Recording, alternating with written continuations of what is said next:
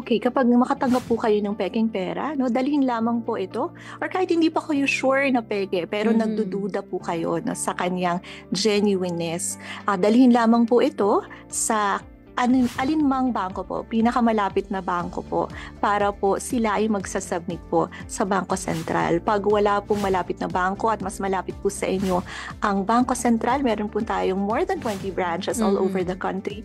Pwede pong dumiretso sa Bangko Sentral para po isubmit doon ang inyo pong pera. Kung ito namang sinabit natin, nakaduda-dudang pera, ay napatunayan naman ni BSP after ng kanyang pagsusuri na tunay, ay ibabalik naman po sa inyo ang halaga pong katumbas nito. Wala po yung bawas. Siyempre, gusto nating wala na pong mabiktima na tao, no? Dahil pag ito pong counterfeit ay ipinapalit sa bangko or sa BSP, hindi na po ito mapapalitan, ma'am, no? Dahil peke po ito. So magtulungan po tayo, protektahan po natin ang bawat isa.